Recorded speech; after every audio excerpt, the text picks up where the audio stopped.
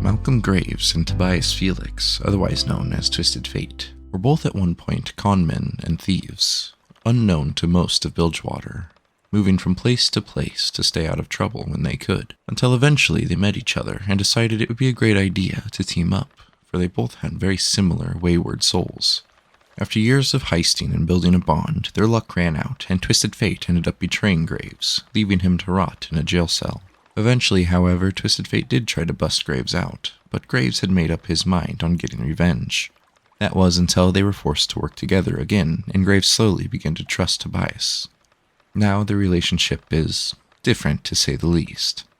Welcome back to Bayside Stories, and another story from Runeterra, called The Boys and Bombolini. If you want to skip the intro, the story starts here. But before we get to that, I'd like to thank you for all the support I've gotten from you guys in the past few months. I can't upload as often as I'd like to because I am a bit busy, but for the most part you guys are still here waiting for me, and that means a lot. Also, I do have a Discord that I would love for you to join so we can talk and interact with each other. Link for that is in the description. And a special thank you to this strapping young lad, both for the suggestion on this story and for waiting over 2 months for the video. Anyways, remember to pray before bed tonight and enjoy the rest of your day, as well as the stories. The Boys and Bombolini by Jared Rosen. There exists among the multitude of disgusting Bilgewater shipping warehouses filled with rusted knives and arm-length carnivorous rats, one Bilgewater shipping warehouse devoid of such things, owned by a Piltovian arms dealer, whose relative was recently murdered and skinned and stuffed into a dockside horror house. It was primarily used to ship large quantities of high explosives, both powder and hex, to various enemies of peace across the continent. Most notably, the Noxians in Ionia, the Noxians in Shrima, the Noxians in Demacia, and very occasionally, the Noxians in Noxus. The latter have recently sent a letter threatening to murder the cheap bastards who gouged them with their bomb prices. Said Piltovian owner/bastard decided it was no longer safe to be the consigliere of colonial evil, therefore employed a group of heavily armed Azure-way mercenaries to guard his warehouse, while simultaneously hiring a different group of heavily armed mercenaries to steal the entire hoard from under the first group's noses. A great sum of coin was spent ensuring this hoard, so that in the event of a colossal chain explosion during the violent, hypothetical gunfight, the owner would walk away an ever so slightly wealthier arms dealer. A forward-thinking business decision, considering this heist crew consisted of a notorious con artist, Twisted Fate, and the notorious bath avoider, Malcolm Graves. Collateral damage was intended. What the blue hell is this? Some kind of setup? Malcolm Graves correctly guessed from behind a second-floor catwalk, his large, meaty body only barely concealed by a double-wide pillar. Gunfire rained upward all around him, chewing away thick pieces of his cover and punching holes into nearby shipping containers, many of which displayed prominent illustrations of a frowning cartoon man being blown apart. "Seems that way," Twisted Fate replied, crouching nearby as he flipped playing cards over in his fingers. With each turn, its hues shifted from blue to red to gold, though when he got especially nervous, he couldn't get the order right. This was a problem, considering the red one caused large flaming explosions, the gold ones caused large glittery explosions, and the blue ones were not really that useful right now. "Why aren't you doing anything, you jackass? I can't even take a shot," yelled Graves, his finger twitching over the trigger of his human-sized shotgun. He didn't mind being shot at, as long as he could return the favor. "They're set up behind a crate of gunpowder," Fate snapped back, motioning around the room that was stacked floor to ceiling with volatile, dry-packed explosives. "Unless you want to go down like the dead pool, we might need to figure out a plan B." "I don't want to do that," whinged Graves, not specific whether he meant dying or thinking. "This sucks. Why do we always gotta pick the weird jobs?" "Because they pay the best," replied Fate, perhaps more nonchalant than the moment called for. "Ain't a reflection on us." "Huh. Makes sense when you put it like that." Graves pondered their predicament, wondering if his smoke bombs would cause the pair to immediately die by igniting some stray black powder on the warehouse floor, or if they'd die a second later when one of the blind fishmen accidentally fired his gun into a crate of dynamite. The second option sounded good. Really good. Really, really good. "I've got a really, really, really good plan," Graves announced, confidently holding out a live grenade. He glanced at the tiny frowning cartoon man on the boxes in front of him. "Don't judge me," he told him. "What are you doing?" Fate protested, his eyes widening in horror as Graves' arm arced back for the throw. In his mind, he saw the two of them disintegrating along with a good portion of the slaughter deck, or at least Graves' disintegration, which would be inconvenient at best. "Malcolm, what are you doing?" "Wait," boomed a voice from below. "Don't throw that!" Graves, somewhat disheartened by the order, but equally grateful the gunfire had suddenly ebbed, lowered his smoke bomb. Fate, who in a state of panic had forgotten the color of the card he held, gripped a red one, which would have accidentally killed everyone if he'd mistakenly activated it to try and escape the warehouse. The partners locked eyes for a moment, looked at their respective explosives, then back at each other. "Mine was better," gloated Graves. "Safer." The voice from below, now nearly hysterical, busied itself commanding the other mercenaries to stop firing wildly into the warehouse stuffed with bombs, specifically lambasting someone named Queen, who should know better after last time. The gunmen grumbled in turn, or burbled or blubbled, depending on the size and configuration of their prominently fishy head. As the unseen voice in charge moved about, Fate leaned over to Graves and pointed at his interior coat pocket. "Still got that blue card I gave you?" he whispered. "What, that one from the Sentinels? Yeah, I still got it," Graves answered at a normal volume. "Quiet. Now what say we pop that sucker and get out of here? These guys are distracted. They'll never know we left." "Nuh-uh. You already told me what all this is worth. You think I'm just gonna leave a score that big on the table? I got a mouth to feed. Mine. We should have died at least 100 times already. Now's the chance to cut our losses. I'll never die, because I'm the handsome protagonist. Everyone knows that. Everyone knows squat. One stray bullet, and we're all portraits at a funeral. Your funeral, maybe. I beat Viego. That makes me the male lead." "The male lead? I'm so tired of this damn story," yelled Fate, immediately attracting the attention of everybody in the room. "See, that's your fault. Real deuteragonist behavior." Graves gloated, about 40% sure he used the word deuteragonist right. Everyone collectively hesitated, each glancing around nervously as the realization of where they were and what exactly they had gotten themselves into began to sink in. Yet neither the pair of bumblers nor the rank-and-file Azirway cast-offs had the authority to end the standoff, or really any standoff, as immediate and violent escalation is a rich Bilgewater tradition. The tall hammerhead shark man with a menacing harpoon gun and no shirt was also unable to end the standoff, but he did not know it yet. His name was Bombolini, and the two things that he knew best were how to project and understand elegance for a creature of his stature, and how to know exactly what to say to command a room. "What are you two doing, you bunch of ding-dongs?" he shouted towards the catwalk. "You trying to vaporize half of Bilgewater? What kind of heist crew brings live ammunitions to a powder job?"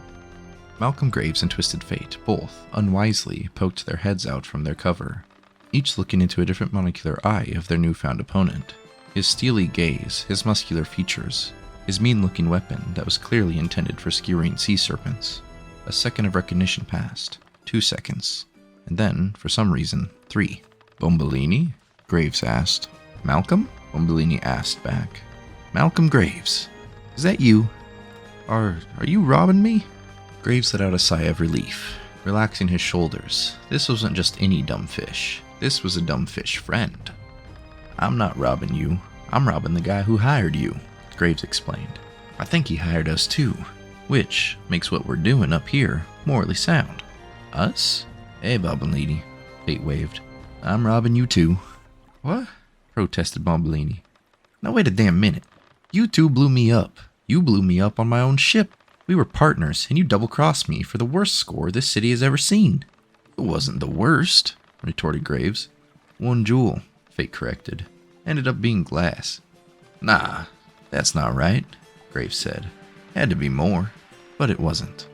Many years prior, Bombolini had been the unappreciated third member of the Graves and Fate crime duo, back when they pulled small jobs for bad pay, and their posters were somewhat unfortunately worded. "Two men who will do anything, and we mean anything, to anybody, and we mean anybody, for the right price. Any price." The leaflets used to say, which, in addition to Bombolini's complete erasure from the group, led to a number of rather avoidable miscommunications with prospective clients. And thanks to Bilgewater's rich tradition of violent escalation, these mishaps tended to end in bloodshed or minor dock explosions. ironically drawing enough attention to the upstart criminals that they became a popular mercenary outfit. The leaflets remained unchanged for years, which made a young Bombolini deeply bitter. He eventually used his portion of the group's earnings to buy a modest schooner, retire from the criminality, and start a solo wreck diving operation in the Blue Flame Isles that paid much better than robbery and coincidentally did not bill itself as some sort of pirate flesh carnival in bar flyers. Also coincidentally, success tends to draw eyes, and two of those eyes eventually hired Malcolm Graves and Twisted Fate to rob their former companion at a dive site near Baru Rune. Lacking any moral fiber whatsoever, the pair immediately accepted. The robbery instantly led to a small oil fire, then a large oil fire, then bloodshed followed by a minor schooner explosion. All the treasure sank with the ship, save of course for a single piece of sea glass. Bombolini was assumed dead. The client was furious and nobody got paid. All in all, it was one of the duo's most successful heists. "Didn't you die?" asked Fate. "I'm pretty sure you died." Bombolini tilted his head, unable to see any part of himself thanks to the wide setting of his predatory eyes, though the attempt was quite valiant. "Does it look like I'm dead?" "I don't know," replied Graves. "Maybe." "Are we going to kill them, boss?" said a fishman impatiently. This one a spotter, resembling a large bipedal goby. "I second goby," said his partner, a hunched-over humanoid pistol shrimp with a rather impressively long gun. "You said these guys double-crossed you before, right? What's their deal?"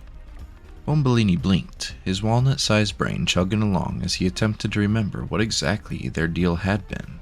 After a few decades, one tends to forget the intricacies of their arch-nemesis. Graves, Fate. Graves, but also Fate. What is their deal? Eureka! He had arrived at something interesting, something he could use, something that would turn the entire confrontation on its head. "They're together," he guessed confidently. A pause. "We know that," replied Goby. "No, they're together," Bombolino repeated, even more confidently. "I knew they'd end up with each other. Graves always had the worst taste in men, and Fate is the worst man I've ever met. It all makes sense." Goby shrugged, Shrimp sighed, and turned back towards the pair of thieves above, adjusting the sight of his gun, as he wondered why exactly he agreed to any of this in the first place. Up on the catwalk, however, the mood was decidedly different. "He thinks we're together," whispered Fate. "Like together. A couple romantically." "I know what together means, Tobias," Graves whispered back, now decidedly more discreet than before. "But how do we use it? What's the play? And why was he so mean?" Fate stroked his chin with his free hand, flipping the errant red card into a gold card as he turned the question over in his head. The chance of everyone dying in a colossal fireball was still higher than he liked, but with Bombolini and his men off guard, now was the time for bold action. He needed something big, something dumb, something that would turn the entire confrontation on its head. He needed... "I cannot believe you got us into this mess again," Fate shouted, pointing an accusatory finger at Graves, while making sure most of his body remained hidden from the sniper. "This is just like you, never thinking before you show up. You're too big, you have no finesse, and you packed hex shot and grenades for a powder job. My ma was right, we shouldn't have stayed together." Graves was taken aback for several reasons, the first of which is that he had never met Fate's mother, and up until this point had not been sure she even existed.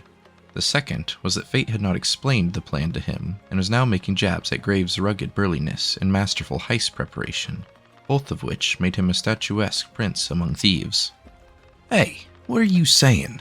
You're the one always going on about how you're so clever, and yet here we are pulling another garbage job where you're gonna die and I gotta save you. If it were up to me, we'd be doing easy jobs, like individual murders and light to heavy extortion."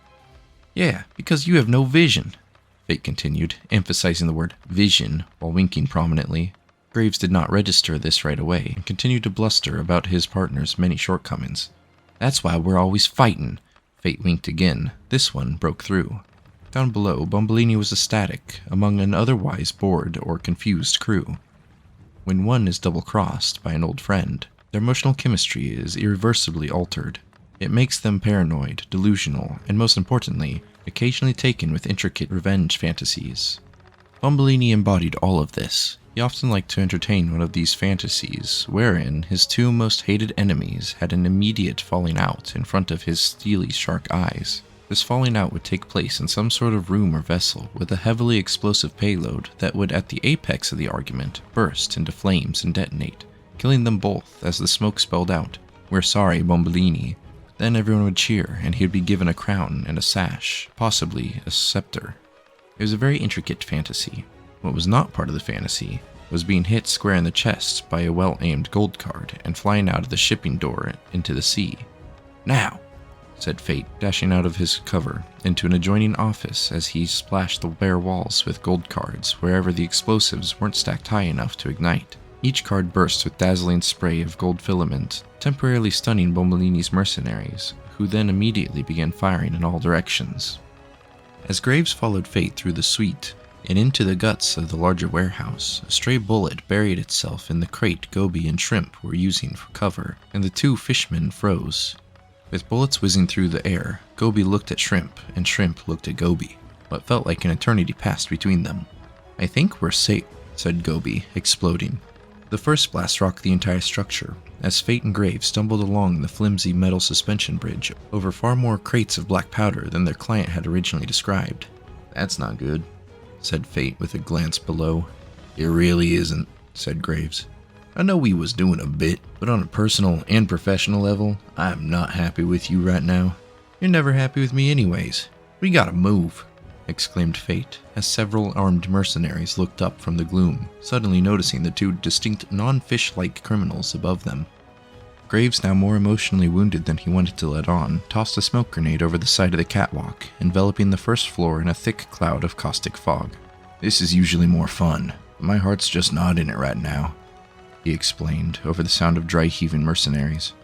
"Why are you being such a big baby? You're a grown man," shouted Fate, attempting to move the action along as shots rang out across the powder storage floor. "Stop calling me a big baby. You're always taking shots at my size. I'm the muscle that saves the day every time you get your goose cooked. You're ungrateful as hell, Fate." "I'm ungrateful. I'm not the one who disappeared for months to go fight some camivore ghost prince, then roll back into town one night like he owns the place. He was a ghost king, and you're lucky I fought him or we'd all be ghost. You'd be ghost, I'd be a ghost, everyone would be a ghost." "You weren't even there. You think I don't read Shauna's letters? Graves, I'm a con man. You can't trick me. They left you outside while Scissor Doll and the Shirtless Wonder saved the day." "That ain't how it went down, Fate. That's just the story. We don't talk about what really happened." "Oh please, your delusions of grandeur were annoying decades before you became Valron's #1 hero. Is this a fake fight, or are we having a real fight? Because if it's a real fight, I will punch that stupid hat through your mouth." "I think this is a real fight. And you know what else? You do stink, and you don't think things through. And live grenades were not the best call here. Yeah, well, this is why we stopped working together the first damn time, because you think you're better than me. You think you're better than this." "And what if I am?" yelled Fate, only realizing what he said after he said it. From the burning, rupturing front of the warehouse, Bombolini's surviving mercenaries poured through the service door and onto the catwalk, its bolts decoupling from the walls under their combined weight. Many of the gunmen were badly singed and filled with a roiling anger, fit to match their new crispiness. "We can fight later, damn it. Get your behind out that door," Graves commanded, as he and Fate dropped their argument and made a run for the exit, with a rapidly sinking catwalk buckling underfoot. 6 strides from the doorway, another blast tore upward from the powder floor, consuming the Azure Way mercenaries in a pillar of raging flame as the crates beneath them began to blow one by one. The smoke from Graves's grenades, a highly flammable mixture of stinging, blinding, and stinking components, deployed for tactical measures, immediately caught fire, something Graves did not account for, despite his supplier telling him several dozen times that the smoke was highly flammable. This, of course, ignited and exploded even more crates of black powder, launching both the slick card sharp and the daring bath avoider through a crumbling brick wall, down one floor and into a grimy foyer, also filled wall-to-wall with explosives. Among their heist, it still counted as one of the more successful ones. "Ugh," groaned Graves. "That sucked." Fate fumbled above his head to make sure his hat was still there, and only when he confirmed its safety did he hold his screaming ribs. "Yeah, it did." Bias, if we make it out of this, I just want to say one thing. What is it, friend? Smiled Fate. I hope you die first. Graves' cough laughed. Aw, shucks, that's sweet. The warehouse shook again as debris and chunks of roof smacked hard against the floor. Smoke poured through the gaping second-story hole in the wall, and flames licked lightly packed boxes of hexplosives, these emblazed ones with a different frowning cartoon man in the process of blowing up. Did no one notice how wildly unsafe this was? Asked Graves, hobbling towards what appeared to be a service exit. It's Bilgewater, Malcolm. Nobody notices anything. Nobody except for me, said a familiar, if slightly raspier voice. Bombolini, now sporting a thick, purple bruise in the center of his torso, stepped theatrically before the duo. His harpoon gun primed, as his large, sharky shape stood between Bilgewater's most noticed mercenaries and the only way out. Graves caught sight of a damp, shark-shaped spot on the dock outside. Bombolini had likely been hiding there, waiting minutes for this reveal. Gods, not this donut again, Fate muttered. And yet it is, Bombolini exclaimed, stifling a cough. Do you know what I thought when I saw you two after all these years, after all that time, all that? Not interested, said Graves, pointing his massive shotgun at a container of explosives directly next to the shark man. Graves pulled the trigger, the gun fired, and everything went up in smoke. Several hundred arm spans from the rupturing warehouse, once filled with far too many explosives to actually steal. Malcolm Graves and Twisted Fate suddenly appeared in the air length and a half above a quaint little fishing pier, along with some residual smoke and flame. As Fate's teleportation timing had not been perfect, the two crashed onto the ground, with Graves' gun landing squarely on his stomach. The sound he made was a bit like a "ooh," though it could have been any other number of expletives. Those blue cards sure are useful. Fate bragged from flat on his newly injured back, dusting off his hat with the arm that wasn't cradling his possibly broken ribs. It had been a long day. Yeah, but they're never useful in the beginning, wheezed Graves, a little toasty and bruised, but otherwise none the worse for wear. We should use them before a gunfight breaks out, for stealing and whatnot. That takes the artistry out of it. You don't build a name for yourself by sticking to the shadows. You have to give the people a show. Fate replied, as the warehouse's frame sagged in the distance and flames erupted furiously from the still unexploded payloads. He theatrically twirled his hand a bit, as if to underline the point. Fair, said Graves, unconvinced. The pair sat up in their blackened clothes, watching everything explode, then explode some more. It was almost romantic, if one considered that sort of thing romantic, which, interestingly enough, they did. So, what now? Fate said, breaking the silence as quickly as possible. Double-cross our dirty client, and dig a grave for whatever's left of Bombolini? Graves chuckled. Oh, we're definitely doing the first thing. Nobody tries to blow me up without me blowing them up. As for Bombolini, I'd bet good money that shark is still out there. He's like me, too dumb to explode. My friend, you're the most brilliant dummy I ever did meet, smiled Fate. You'll never explode, and I mean that sincerely. Damn right, puffed Graves. Though, now that we've had it out, you and I need to have a conversation. Right, Fate sighed. He was tired of looking for ways to avoid apologizing, and all the adrenaline made him feel better about breaking the cardinal rule of never doing it for any reason. He still wouldn't say the word sorry. That was a bridge too far. Malcolm, I didn't mean to imply that I was better than you when we dissolved the business. Stop, said Graves, lying his shotgun behind him as he dangled his legs over the water. I already hate this. Apology accepted. Next round's on you. Good man, replied Fate, thankfully, gazing across the sea as the sun began to set. Graves looked over at his partner to add another quip, but noticed, perhaps for the first time, that there was a certain angularity to Tobias's features that he has thus far failed to notice. A strong jaw, a shockingly unbroken nose, a bold choice and semi-fashionable hat. He was an objectively terrible person, but maybe the right kind of terrible for...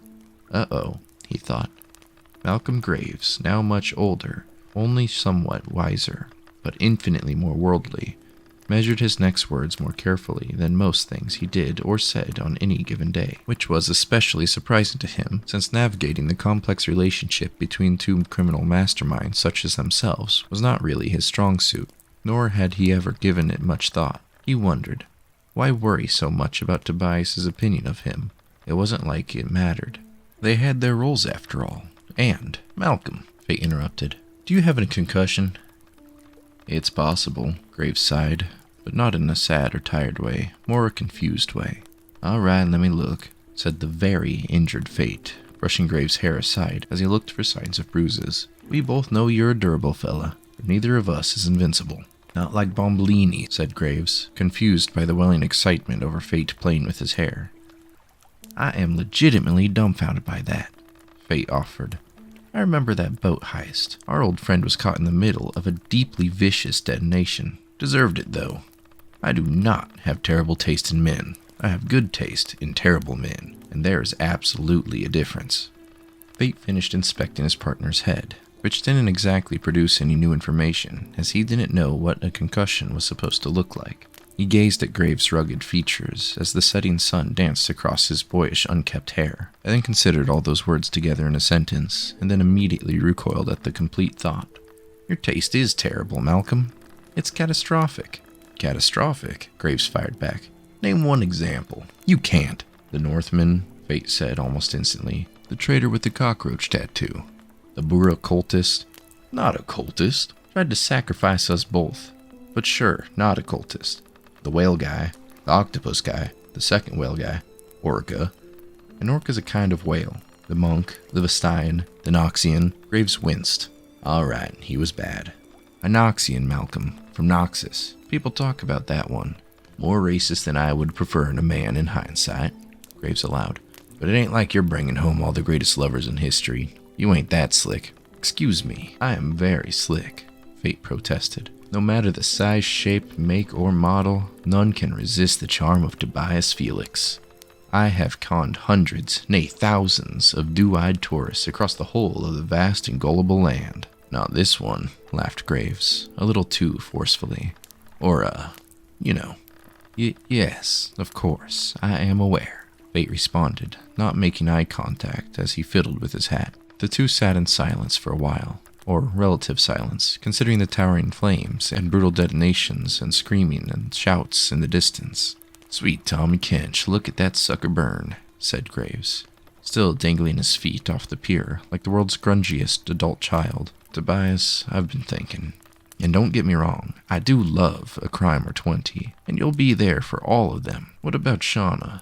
Or that lady with the laughing jar? Asked Fate with a tinge of poorly concealed jealousy, despite Graves having been gay for the better part of 4 decades. Vain, Graves corrected, more deliberately than was necessary for such a normal and casual conversation between platonic business associates. Is a good friend, but she'll only help if we're killing monsters. And for the love of all that's sacred, never call her Shauna. She will break your neck by looking at it. As for the other one, I don't even want to deal with that right now. She's scary, said Fate. Never seen clothes like that before. So many hands. She's very scary, Graves agreed. I'm afraid she's gonna kick me through a wall or something. Point is, I'm meeting new people. I'm seeing the world. Piltover, the Shadow Isles. I saw Camivore, Tobias. I'm expanding my horizons. I might even want to expand them more. Here Ishtal's opening up. Could be good money out there. You know, if you wanted to come along for the ride. He rustled through his coat, producing a familiar blue playing card. In which case, I probably wouldn't need this anymore, since you'd be around. Fate chuckled. Why don't you hold on to that for now? Think of it as a souvenir. Graves grinned, slipping it back into his pocket. I do like the sound of that. The partners smiled foolishly at this, each imagining various swashbuckling criminal misadventures while sitting an awkward physical distance apart. But you know, as partners, Graves specified. Yes, obviously, partners in crime, Fate added. Nothing else. Nope. Nada. No, sir. They concluded this exchange with a simultaneous fake cough. Graves looked unblinkingly at the water, and Fate looked at the underside of his hat. Far off in the distance, the warehouse burned and burned. It was all in all one of their better heists.